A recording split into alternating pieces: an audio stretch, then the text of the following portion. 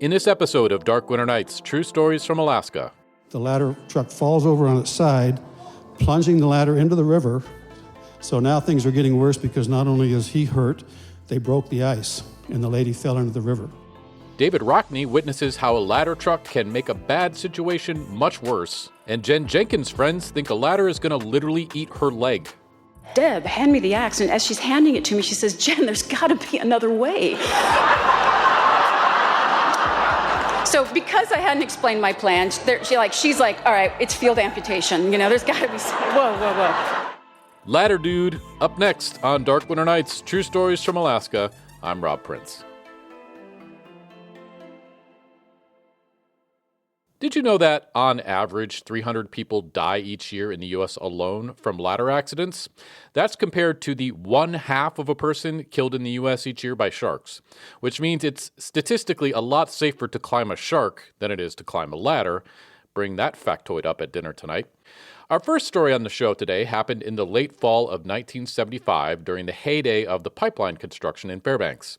David Rockney was working for the Fairbanks Fire Department when they got a call from a person in danger on the Chena River in Fairbanks. He told this story in front of 1,300 people at our first ever sold-out live event in Fairbanks, Alaska, last November 2023. Here's David. So the call came in initially as somebody who was attempting to commit suicide by jumping in the river. At least that's how it was called into the dispatch.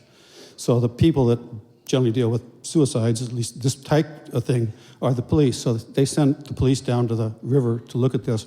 And this thing occurred at the just upstream from the Cushman Street Bridge, where the log cabin is. At that time, it was a Chamber of Commerce cabin, and the park didn't exist. So there was a big parking lot there. So when the police arrived, this lady was upstream about 300 feet. She's sitting on the ice, and the ice was just like it is right now. If you drive by the river now, you can see that the river's open, but the river ice is probably 20 or 30 feet into the water. So it's not exactly a river rescue, and it's not exactly an ice rescue. So when the police get there, they start talking to this lady to try to determine what's going on, and she basically tells them to leave her alone. So we're still operating on the assumption that she's trying to commit suicide, although nobody ever determined if that was really true or not. She clearly had a mental health issue, but she just wanted to be left alone. And to prove her point, though, when the cops tried to approach her, she scooted further out on the ice. So the cops decided to call the fire department. So they called it back to the station. Ed Pfeiffer was our battalion chief at the time, and he decided to send the ladder truck and a rescue boat, which our rescue boat was a 16-foot river boat with a 35-horsepower motor on it. So he decided to send that down to the scene. I was on the ambulance that night, so I didn't get dispatched initially. And as I mentioned before, it was just like the night, so it was really cold, and it was really dark. So the ladder truck arrives in the boat, and they see the lady sitting out there on the ice, and by now she's scooted out to the edge, where she's sitting on the edge of the ice, and she's kind of got her feet dangling in the water. So it looks like she's pretty serious about committing suicide, although she really hasn't jumped in the water. She's had plenty of opportunity to do that.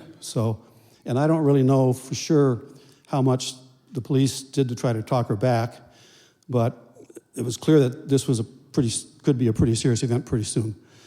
Lieutenant Hearn, who was in charge of the truck company, decided that it really wasn't practical to launch our boat because our boat generally launches at the Grail Landing, and it's like iced in, snow and ice, so you can't really launch the boat. So he kind of parks the boat off to the side, and they decide that they're going to try to use the aerial ladder to perform a rescue. Now, I don't know if you know anything about aerial ladders, but there's a big truck with a big long ladder on it. Typically, this one here was a 100-foot ladder. It's got the mount in the middle. That's where the controls are. The ladder lifts up the back. This truck had to be built in the 60s because it was there when I came. I came to the city in 1972, and this event took about 75, so I'm pretty sure this truck was at least a 60s model. Before you raise the ladder, you had to put down what's called ladder jacks, and these ladder jacks are just an arm that comes out, an arm that pivots down, and then there's a big plate on the bottom, and you screw it down to the ground until you can stabilize the truck. There's one on each side. Bob decides that his plan is to extend the ladder out over the river and drop it down, and he's going to reach out and grab this lady. Charlie Barnett, who's the driver of this thing, said, no, Bob, we can't do that. This truck's not designed for that. I mean, aerial ladders are designed for rescuing people out of tall buildings. They're not designed to be going down. Bob insists. I mean, it's obvious to him that this lady is serious about committing suicide, although, once again, she hasn't really jumped in the water. And I've been on a lot of calls where people make attempts to commit suicide, but they're not really wanting to carry it out. They're just kind of asking for help. So we don't know for sure if she's asking for help or if she's serious, but it certainly looks serious, and so he decides he's going to do this. Charlie doesn't want to do it, but fire departments are kind of hierarchical, so if the captain says you're going to do it, he decides to go around with it. Charlie extends the ladder out. The lady's still sitting on the edge, and Bob climbs out to the end of the ladder. They drop it down, but they can't drop it far enough.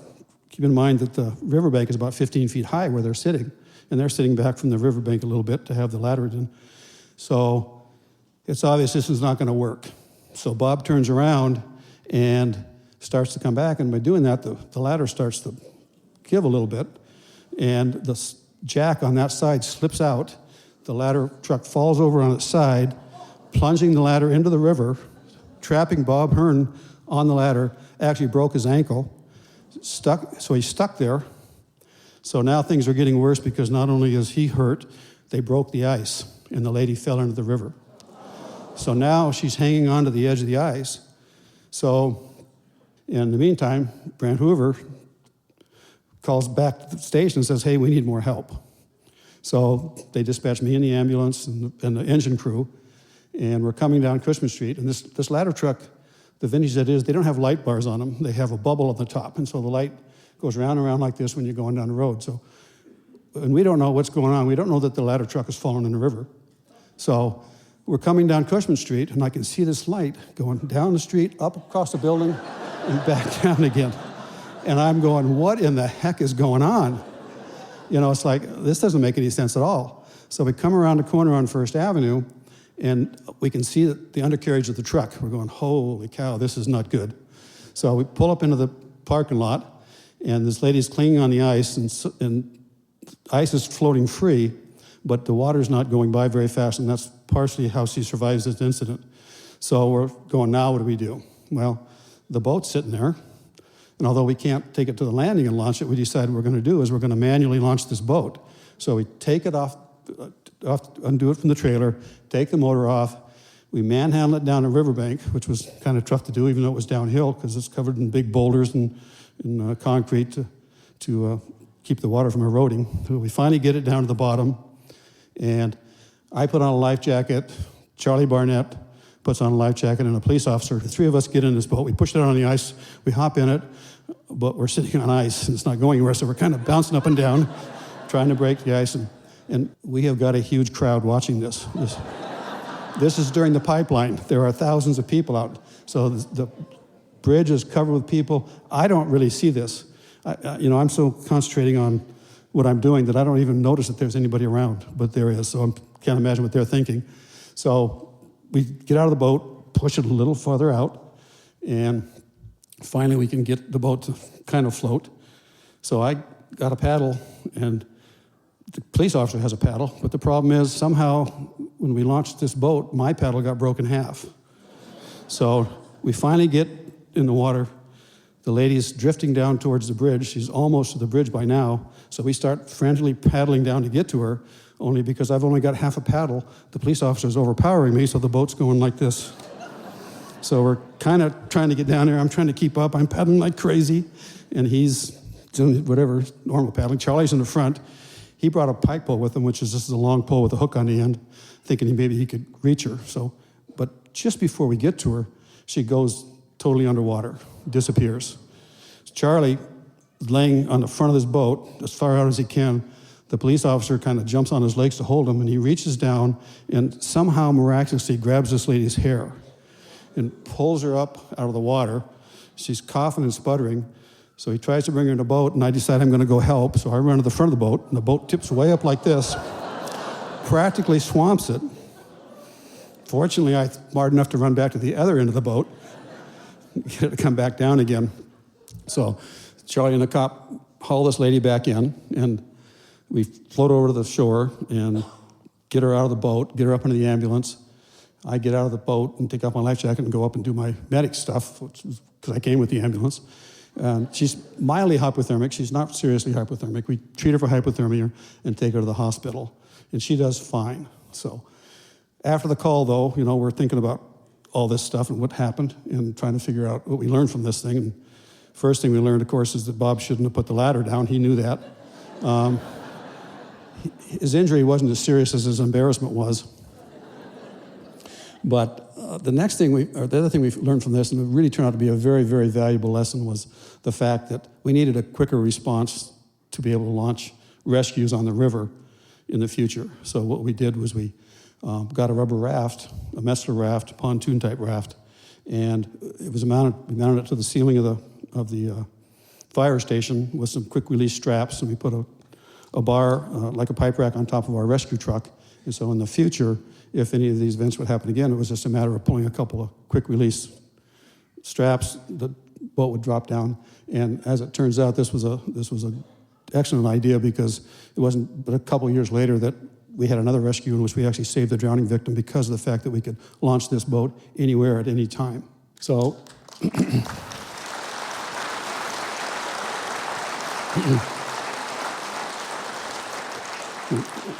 One thing I forgot to add here is when we pulled the lady out of the river into the boat, a huge cheer went across the crowd. That's when I first noticed that there was actually a crowd up there. I'd only been in the fire department about 3 years when this happened, so I was a newbie. I spent another 35, almost 40 years in the fire service. I went on thousands of more calls.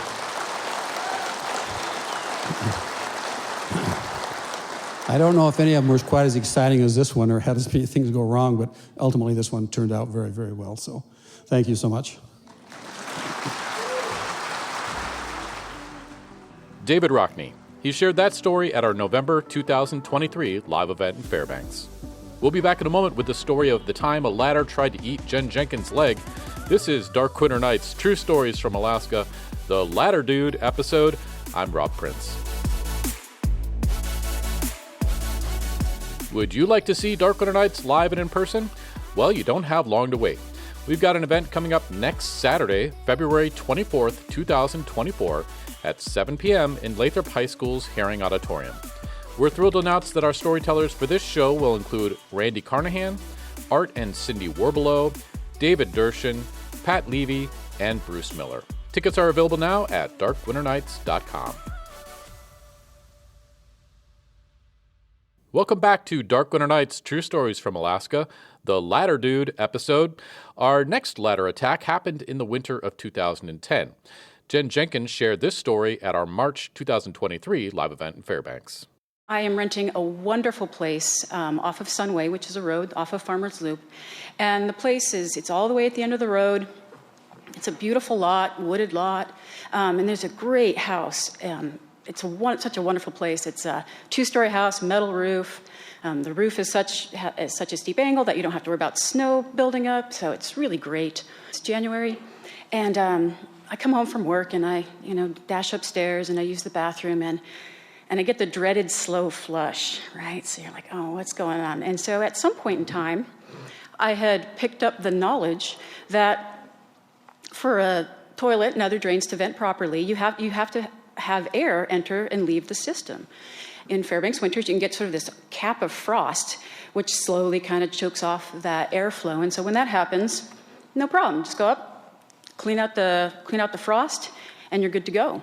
So I'm convinced that I know the problem, and I definitely have the solution. So, it's dark, and I dig out a headlamp, and off I go behind the back of the house, and I remember seeing an extension ladder sort of up against the house. And so I dig around in the snowdrift and excavate this ladder, and I get the ladder put up. And I don't like ladders, I really don't. And so I'm like, So I decide, okay, well, this house has a back porch with it's a screened-in back porch, and the screens you can they're on door, like they're slide.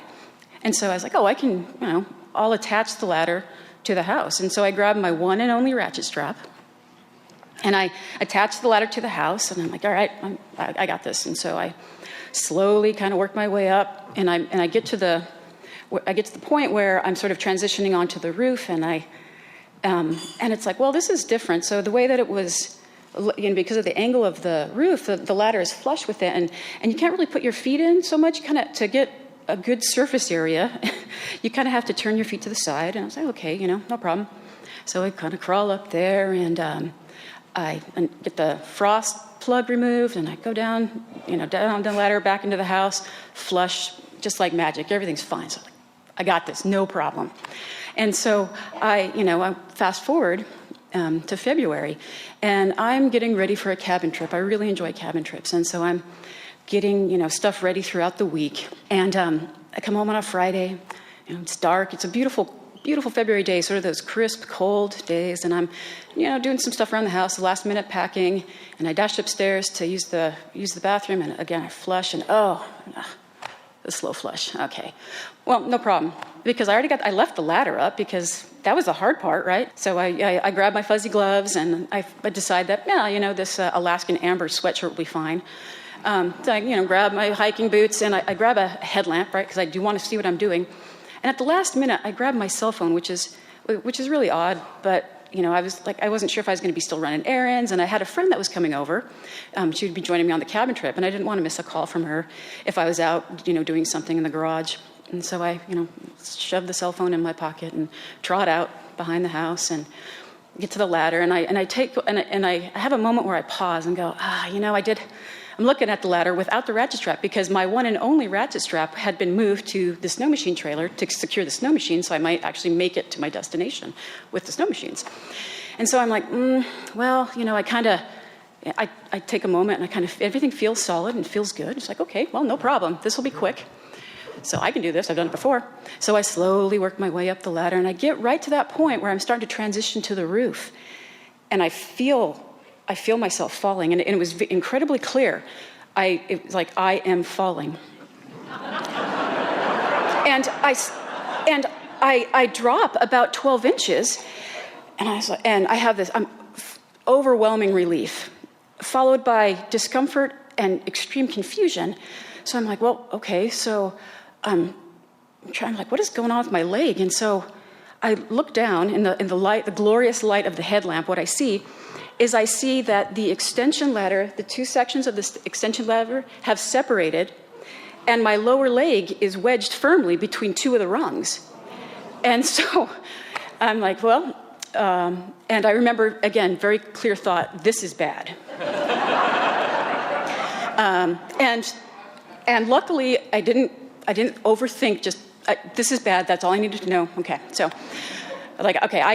this has to be resolved, and quick. And so the first thought that comes into my mind is, I'm like, I could just push the ladder off the side, and then I decide that no, okay, but best case scenario is broken leg, which isn't great, because I got a cabin trip planned, and I'm not even sure that I can. But I'm actually going through this thought process of like, well, maybe I can. Okay, so I then come to solution 2, which is like, well, I could call 911, and I was like, well, and I knew this for a fact because previous experience had taught me that I will be embarrassed when the fire department arrives at my home. I will be embarrassed when people are coming out in their full turnout gear with axes, and so I'm not there yet. Like, this is bad, but we're not, in my mind, like, pushing the ladder off and 911 are sort of equal, which I know sounds odd, but there's no clear winner. There's no clear winner. And so I reach into my pocket, and I pull out my phone like it's a precious, like a kitten, and I was like, do not drop phone, do not drop. Apparently, I'm only thinking in like three sentences. This is bad. Do not drop phone. And so my friend, Mercedes, who's going to be going on this cabin trip, she's in town running some errands. And so I decide, well, I'll call her and see how far out she is. If she's like 10 or 20 minutes away, no problem. I guess apparently I'm just going to hang out here. So I dial, and if I left a message, it was unhelpful. It would have been like, hey, this is Jen. Can you call me back? But I don't remember actually. So next, okay. And so I remembered that I was searching through. Okay, who's in town that I know? And I remember my really good friend Philip was at a meeting, sort of off, near Creamer's Field, and I was like, I'll call Philip. And so I dial Philip, and he answers the phone. I said, "Hi, Philip. I've got a favor to ask." Yeah. So I'm stuck in a ladder. Can you come help me? And which was stuck in a ladder was accurate, but not really descriptive unless you were there. Clearly, I misspoke. So he repeats it to me. He says, "You're stuck in a ladder?" To which I reply, "I'm not kidding." And so then he goes, "I'm on my way." And so it turns out that if you are on the receiving end of a call and someone says, "I'm stuck in a ladder," your eyebrows will turn into question marks. And if there are others around, they'll ask you what is wrong. And if you tell them, that sets some other things in motion. And so, okay, Philip's on his way. So I'm like, all right, I'm just going to, don't panic. And I have to be super careful because every time my weight shifts, the trap that my leg is in gets tighter and tighter and tighter. And so I'm like, all right, just, hanging out. And I see lights come down the driveway and, lights up the trees behind, comes in. And I hear a door close and I hear my name, Jenn. And it's a name I recognize, but it is not Philip and it is not my friend Mercedes. So I have a third friend who felt my despair or somehow she arrives and my friend Deb arrives and she comes, sprinting back behind the house. And she's like, I was like, again, the confusion continues. I'm like, how did you know that I was in this? And so she clarified, yeah, Philip, told Kelly called me. I was like, okay, well, all right. So, and shortly after Philip arrives, and so, and I noticed that they're all really bundled up, with like hats and gloves and like actual boots and like puffy coats. And I was like, it's probably a lot colder out here than I thought it was. But we can't worry about that now. And so they're both here and I'm about 10 feet up, right? I'm just at the edge of where the roof transitions and it's dark and they have their headlamps and they're trying to see what is going on with this. And it looks like I've just gone insane and I'm just like refusing to get off the ladder because if you had to look really closely, really close to notice that the rungs were just ever so slightly off. But I've got my headlamp. I'm blinding them. They're trying to survey the situation. All they're just getting is like that bright light. I'm not even giving them a chance to find a solution to this. And so I start making demands. Like I said, okay, we have to stabilize this. We have to stabilize the ladder. And Deb says, "Oh no, I think I can just push your foot out from the bottom." So she starts climbing the ladder, and I very explicitly say, "You got to get off the ladder because it's like your weight and my weight is combined. This is not working. Right? We got to stabilize the ladder," which meant something to me. But if you just hear these things, you just go, "I don't know what you want." So I demand three things. I said, we need a ratchet strap, a tow strap, and an axe. And now to be fair, no one asked questions, but I hadn't divulged my plan to anyone, but they're just like, all right, well, she wants these three things. Okay, so Deb makes a break to get the axe because I've told her to, and then Philip takes off to the garage where the ratchet strap and the tow strap are. We reconvene at the ladder, and I'm trying to say, okay, so we got to stabilize the ladder. And again, they really can't tell what's going on. And so I'm like, okay, just stabilize it. And so of course, like the ratchet strap was at the full extent, and so like a ladder is, and so Philip is like, for what seemed like forever, was like click click click click click click click click click click click click click. Come on, bud. I'm getting cold. And then I was like, all right, stabilized. And then I said, okay, Deb, hand me the axe. And as she's handing it to me, she says, Jenn, there's got to be another way. So because I hadn't explained my plan, she's like, all right, it's field amputation. There's got to be, whoa. No, I got it. And so I take the axe handle and I wedge it between the two sections that got me pinned. And then I'm like, okay, Philip, throw me the tow strap. And he throws me the tow strap and I kind of do this, I kind of loosely tie it around the axe, so it doesn't slide off. And then it's like, okay, pull. And he reefs on this thing, and with like all of his might, and it spreads the two halves of the ladder just enough that I can sort of get my foot out, but my shoe is catching it. So it's like, okay, so now that we have the ladder stabilized, it's okay for Deb to crawl up.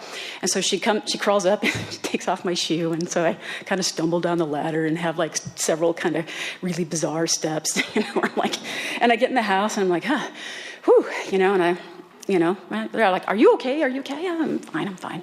And so I look at my leg, which is all colors of the rainbow. And so they're concerned, but I'm not. That's just like a weekend for me. So I convinced them, no, I'm fine. And so we've had this I think a very rare experience, being stuck in a ladder. This is not, that's not something that people share too often. I'm certainly going to be okay if I don't get to relive that.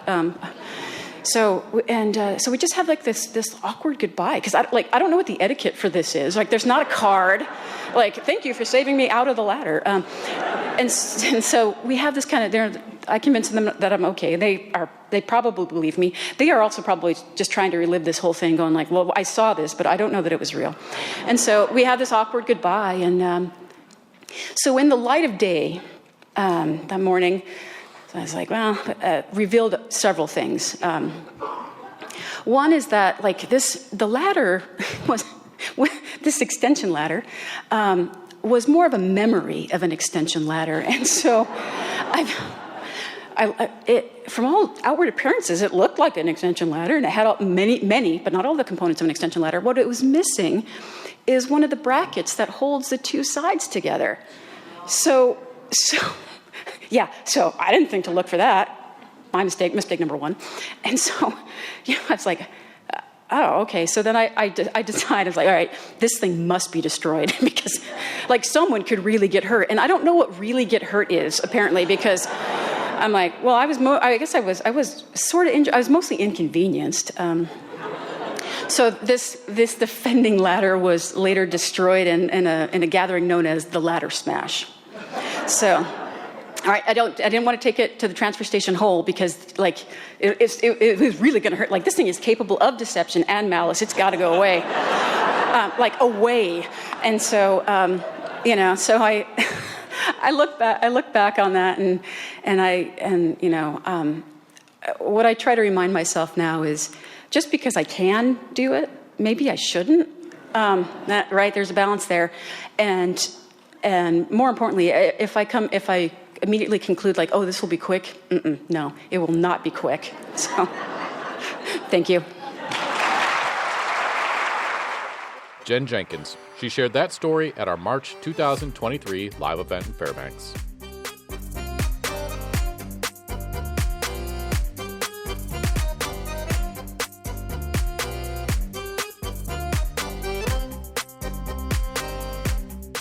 Thanks for listening to Dark Winter Nights, True Stories from Alaska, the Ladder Dude episode. Today's show was edited by myself, Rob Prince. Story consultation by Lori Neufeld. Would you like to see Dark Winter Nights live and in person? Well, then I have got some dandy news for you.